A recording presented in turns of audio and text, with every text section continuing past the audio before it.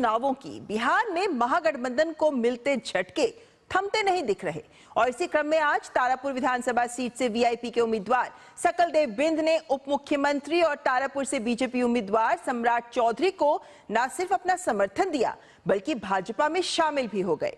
दरअसल तारापुर से आरजेडी ने भी अपना उम्मीदवार उतारा है। यहां से अरुण शाह राजद के सिंबल पर चुनाव लड़ रहे हैं। सकलदेव बिंद ने कहा कि वो तारापुर में आरजेडी प्रत्याशी को हराने का काम करेंगे। ऐसे में तारापुर विधानसभा सीट पर मुकाबला दिलचस्प हो गया है।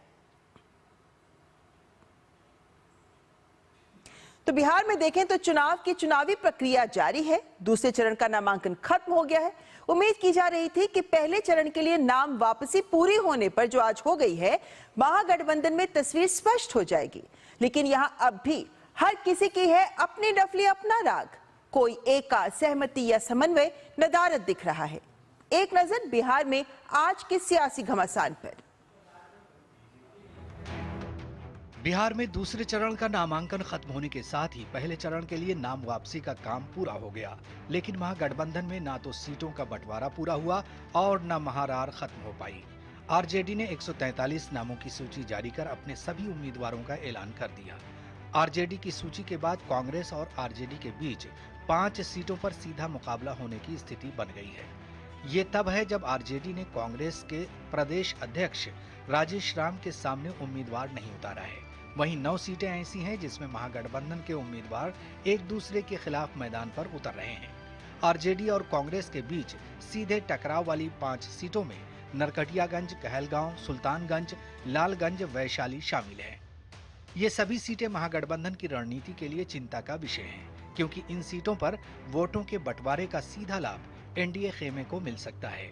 केवल आरजेडी ही नहीं, कांग्रेस का टकराव वामपंथी दल सीपीआई से भी दिख रहा है। गठबंधन के 2 सहयोगी दल कम से कम 4 सीटों पर आमने सामने हैं। इनमें बछवाड़ा, रोसड़ा, राजापाकड़, बिहार शरीफ की सीट शामिल है। इस बीच सोमवार को कांग्रेस ने भी 6 उम्मीदवारों के नामों की घोषणा की है। वहीं विकासशील इंसान पार्टी ने भी 5 प्रत्याशियों की एक लिस्ट जारी की है। महागठबंधन में जारी सिरफुटौल पर भाजपा ने तीखा हमला बोला है। स्वार्थ की टकराहट है, स्वार्थ के लिए गठबंधन है। आरजेडी और कांग्रेस परिवारवादी पार्टी है, परिवार से बाहर सोचती नहीं है। अभी तक सीटों की संख्या तक गठबंधन नहीं डिसाइड कर पाया है। ये दोस्ताना संघर्ष राजनीति में नहीं होता है, ये गलत शब्दावली है। जनता इस बात को देख रहा है कि जो राष्ट्रीय जनता दल कांग्रेस महागठबंधन आज तक सीट का बंटवारा नहीं कर पाया, वो सरकार कैसे चला सकता है। महागठबंधन में जारी तकरार पर पूर्णिया से सांसद पप्पू यादव ने उम्मीदवारों के नामांकन के मामले में गठबंधन की कार्यप्रणाली पर सवाल उठाते हुए कांग्रेस को बड़ी नसीहत दी है। उन्होंने गठबंधन को लेकर बड़ा फैसला लेने का आह्वान किया है। ये 12 जगह कैंडिडेट उतार दिया गया डबल, इससे गठबंधन चलती है। कांग्रेस को निर्णय लेना चाहिए। तो जिस तरीके से टिकट बांटा गया है, ये बिल्कुल गलत है। जिस तरह से उनका अहंकार और जो उनके बड़बोले दावे हैं, उसकी कचूमर साथी दलों ने निकाल दी है।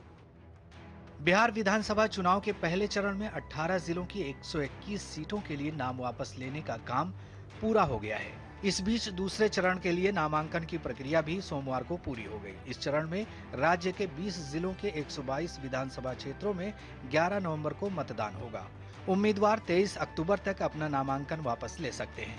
बिहार विधानसभा की 243 सीटों के लिए 2 चरणों में 6 और 11 नवंबर को वोट पड़ेंगे। ब्यूरो इनपुट के साथ कुमार आलोक और मधुरेश नारायण की रिपोर्ट, डीडी न्यूज। और आगे बढ़ने से पहले यहाँ वक्त एक और ब्रेक का।